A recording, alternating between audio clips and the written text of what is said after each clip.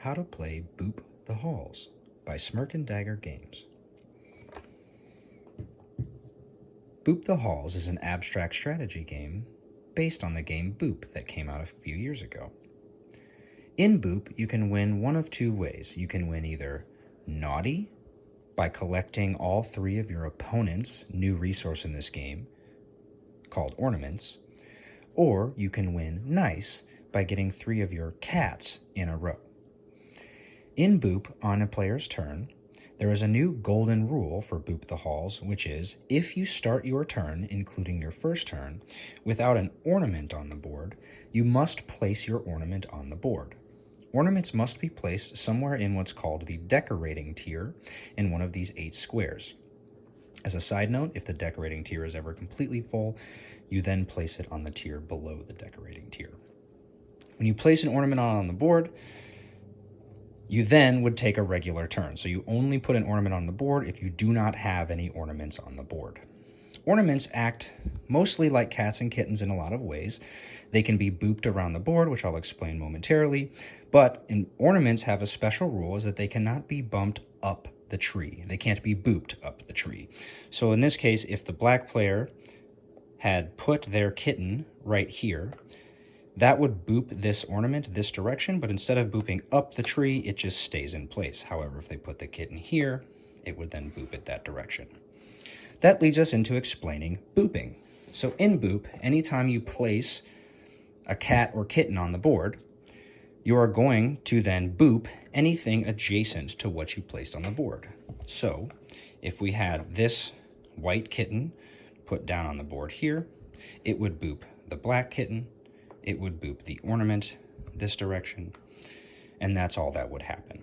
If I also had a kitten here, when I put this kitten down, I also boop myself.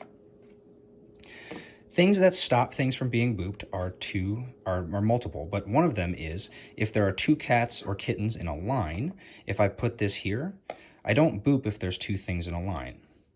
Secondly, the ornament acts that way as well. If the ornament were here, it would stop this kitten from being booped onto the ornament. Hold that thought though, because that's not necessarily true with cats, and I'll come back to that later. The final rule in terms of boop is once cats come into play, kittens cannot boop cats. So if the black player, instead of having this kitten here, had a cat instead, when this kitten gets placed here, this kitten would in this situation not boop anything because it cannot boop this kitten onto the ornament, and it cannot boop this cat because it's a cat. One of the cool ways that this game progresses is once you get 3 of your kittens in a row, you take all of those kittens off of the board. So let's say we managed to get 3 kittens in a row here. You take those kittens off the board. They then leave the game, and you replace those kittens from your pool with cats. So now on a future turn, you have access to deciding whether you want to put the 5 remaining kittens you have on the board or the 3 new cats you have created. Importantly, anytime you make a line of 3 in this game, if it is 3 cats, you will then win the game. But if it is any combination of cats and kittens, all of the cats and kittens come off the board, and you replace any kittens with cats from your pool. So you win the game by getting 3 cats in a row, or if you manage to get all 8 of your cats on the board at the same time, you also win the game.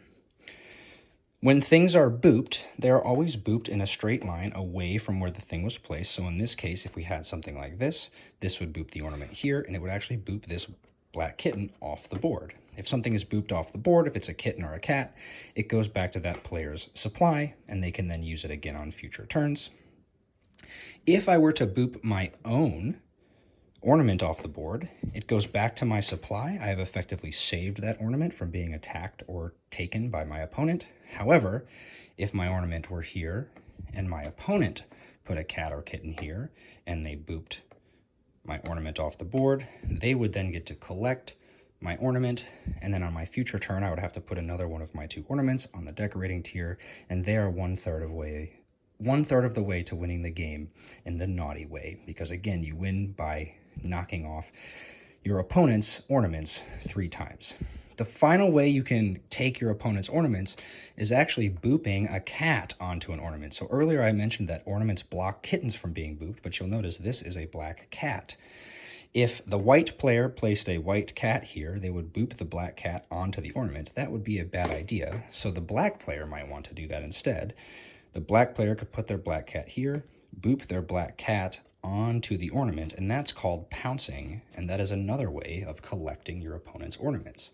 So you can collect your opponent's ornaments by knocking them off the board yourself, or you can collect them by pouncing on them by booping one of your colored cats onto one of your opponent's ornaments.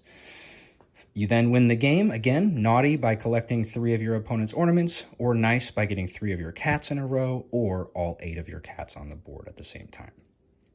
I hope you enjoy Boop the Halls.